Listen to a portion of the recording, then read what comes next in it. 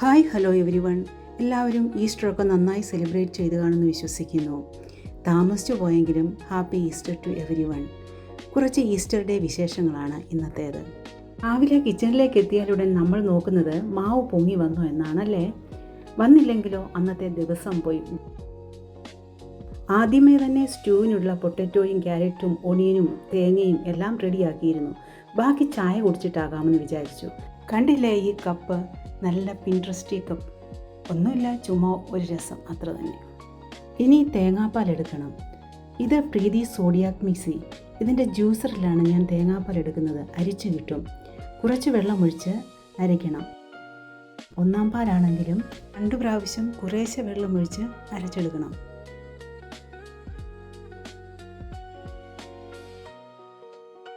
അങ്ങനെ ഒന്നാം പാൽ ഇവിടെ റെഡിയായിട്ടുണ്ട്.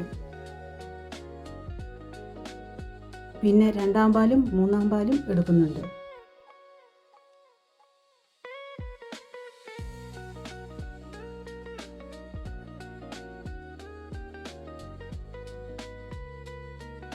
ഇനി സ്റ്റൂ തയ്യാറാക്കാൻ വേണ്ടി എണ്ണയൊഴിച്ച് ജിഞ്ചർ ആൻഡ് ഗാർലിക് ഇട്ട് വഴറ്റുന്നുണ്ട്. പിന്നെ ഉള്ളിയും. ഇനി കറിവേപ്പില ഇടാം. ഇത് കണ്ടില്ലേ, നല്ല സുന്ദരം കറിവേപ്പില. 2 തണ്ടിട്ട് കൊടുക്കാം. ഇവിടുത്തെ കറിയിലെല്ലാം ഓരോ കെട്ട് കറിവേപ്പിലയാണെന്നാണ് പറയാറ്. ചിക്കൻ ഇന്നലെ വൈകിട്ട് ക്ലീൻ ചെയ്ത് വെച്ചിരുന്നു. ഇപ്പോൾ ഒന്നുകൂടെ ഒന്ന് കഴുകിയെടുത്തിട്ടുണ്ട്. പിന്നെ കുറച്ച് നാരങ്ങാനീരും ഉപ്പും ഇട്ട് നന്നായി വഴറ്റിയെടുക്കണം. അതവിടെ ഇരിക്കട്ടെ. ഇനി അപ്പത്തിൻ്റെ പരിപാടിയിലേക്ക് കടക്കാം. അപ്പോഴേക്കും ചിക്കൻ വഴന്നു വന്നിട്ടുണ്ട്. അതിലേക്ക് ക്യാരറ്റ് ആൻഡ് പൊട്ടറ്റോസ് ഇട്ട് കൊടുക്കാം. പിന്നെ 2ഉം 3ഉം പാലെടുത്തത് ഒഴിച്ചു കൊടുക്കാം. ഇനി അടച്ചു വെക്കാം. അവിടെ ഇരുന്ന് വേവട്ടെ. ഇതിനിടയിൽ അപ്പങ്ങൾ ഓരോന്നായി ചുട്ടെടുക്കുന്നുമുണ്ട്. വല്ലാണ്ട് ചൂടെടുത്തിട്ട് കാറ്റ് കൊള്ളുന്നുമുണ്ട്. എന്നിട്ട് അത്രയും സമയം ഉപയോഗിച്ച പാത്രങ്ങളൊക്കെ ഒന്ന് കഴുകിയെടുക്കുന്നുണ്ട്. പിന്നെ ലഞ്ച് പ്രിപ്പറേഷനുള്ള ഒണിയനും തക്കാളിയും ഒക്കെ ക്ലീൻ ആക്കി എടുത്തിട്ടുമുണ്ട്. ഇനി സ്റ്റൂ എന്തായെന്ന് നോക്കാം. വെന്ത് വന്നിട്ടുണ്ട്. ഇനി കുറച്ച് പൊട്ടറ്റോ പീസസ് ഒന്ന് ഉടച്ചു കൊടുക്കാം. ഇത്തിരി കുറുകിയ ഗ്രേവി വേണ്ടേ. ഇനി കുറച്ച് പെപ്പർ പൗഡറും ഗരം മസാലയും ഇട്ട് കൊടുക്കാം. ഇനി 1ാം പാൽ ഒഴിച്ചു കൊടുത്ത് നന്നായി ഒന്ന് ചൂടായതിനു ശേഷം സ്റ്റൗവിൽ നിന്നും മാറ്റി വെക്കാം. ഇനി കുറച്ച് കാഷ്യൂസ് കൂടെ ഫ്രൈ ആക്കിയിട്ട് കറിയിലേക്ക് ഇട്ട് കൊടുക്കാം. അപ്പോൾ സ്റ്റൂവിൻ്റെ പരിപാടിയൊക്കെ കഴിഞ്ഞിട്ടുണ്ട്.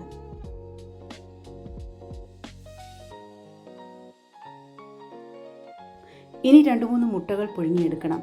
ഞാൻ എയർ ഫ്രയറിലാണ് പുഴുങ്ങിയെടുക്കുന്നത്. എയർ ഫ്രയർ ബാസ്ക്കറ്റിലേക്ക് മുട്ടകൾ വെച്ച് കൊടുക്കുന്നുണ്ട്. പതിയെ വെച്ചിട്ട് അടയ്ക്കണം. ഉരുണ്ടു പോകും, എന്നാലും കുഴപ്പമൊന്നുമില്ല. ലോ ടെമ്പറേച്ചറിലാണ് വെക്കേണ്ടത്. 120 ഡിഗ്രി സെൽഷ്യസ് 15 മിനിറ്റ് വെക്കാം. മാനുവലി വെച്ചാൽ മതി. ഇനി 15 മിനിറ്റ് കഴിഞ്ഞിട്ട് ബാസ്ക്കറ്റ് തുറന്നാൽ മതി.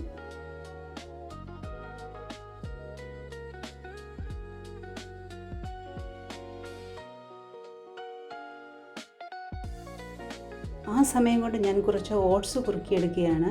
അമ്മയ്ക്കുള്ളതാണ്. സോഫ്റ്റ് ആൻഡ് സെമി ലിക്വിഡ് ആയിട്ടുള്ളതേ പറ്റുള്ളൂ. അത് കഴിഞ്ഞപ്പോഴേക്കും എഗ്സ് ആയി കഴിഞ്ഞു. അത് വെള്ളത്തിലേക്ക് മാറ്റുകയാണ്.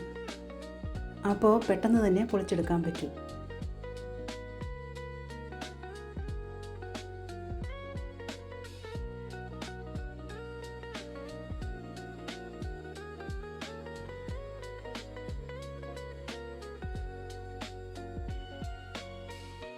നമ്മൾ സ്റ്റൂവിൽ കാഷ്യൂസ് ഇട്ടിട്ട് ഇളക്കി കൊടുത്തിരുന്നില്ലല്ലോ. ഇനി നന്നായിട്ടൊന്ന് ഇളക്കി യോജിപ്പിച്ച് കൊടുക്കാം.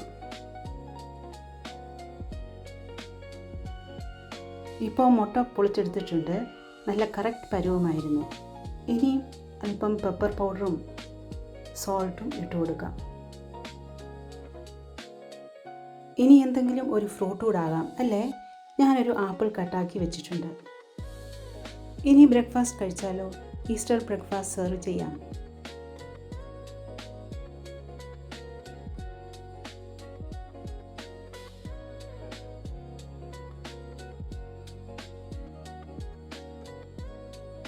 പിന്നെ ലഞ്ചിനുള്ള പ്രിപ്പറേഷൻസ് ആയിരുന്നു. ചിക്കൻ കറിക്കുള്ള ഓണിയൻസ് എല്ലാം സ്ലൈസ് ആക്കുന്നുണ്ട്. എൻ്റെ കിച്ചൺ കമ്പാനിയൻസ് ആണ് ഈ പ്രീതി സോഡിയാക് മിക്സിയും പിന്നെ എയർ ഫ്രയറും.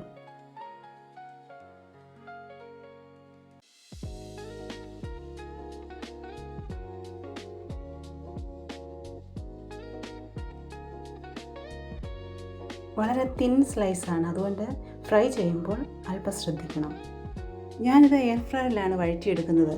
അല്പം ഓയിൽ സ്പ്രേ ചെയ്യുന്നുണ്ട്. ഇടയ്ക്കിടയ്ക്ക് ഇളക്കി കൊടുക്കണം.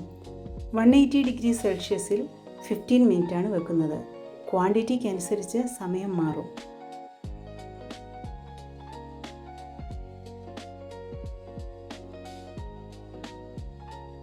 ഇടയ്ക്കിടയ്ക്ക് ഇളക്കി കൊടുത്തുകൊണ്ടിരിക്കണം, അല്ലെങ്കിൽ സൈഡ്സിലുള്ളതെല്ലാം കരിഞ്ഞു പോകും.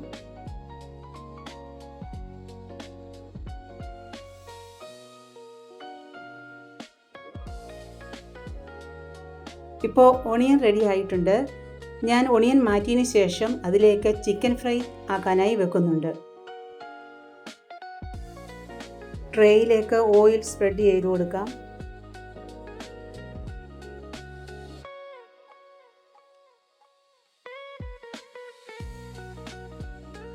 ചിക്കൻ പീസസ് മുഴുവനും ഞാൻ അതിലേക്ക് വെക്കുന്നുണ്ട്. ഒരു 80% ഫ്രൈ ആയാൽ മതിയല്ലോ.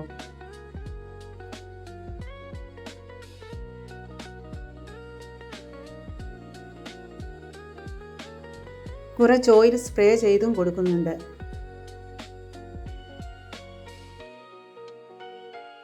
ഇപ്പോൾ ഞാൻ ചിക്കൻ്റെ ഐക്കണിലാണ് ടച്ച് ചെയ്യുന്നത്. 180 ഡിഗ്രി സെൽഷ്യസിൽ 21 മിനിറ്റാണ് കാണിക്കുന്നത്. ആ ടൈം കഴിഞ്ഞതിന് ശേഷം മുകളിലിരുന്ന ചിക്കൻ പീസസ് ഓരോന്നും അങ്ങോട്ടും ഇങ്ങോട്ടും മാറ്റിയിട്ട് ഒരു 4 മിനിറ്റ് കൂടി ഞാൻ വെച്ചിരുന്നു. ഇപ്പോൾ എല്ലാം നല്ല കറക്റ്റായി വന്നിട്ടുണ്ട്. ആ സമയം കൊണ്ട് ഞാൻ നെയ്ച്ചോറിനുള്ളതെല്ലാം തയ്യാറാക്കി, അതും റെഡിയായി. പിന്നെ പപ്പടവും സാലഡും. ഇതൊക്കെയായിരുന്നു ഇന്നത്തെ കിച്ചൺ വിശേഷങ്ങൾ. I expect your support and thanks for watching.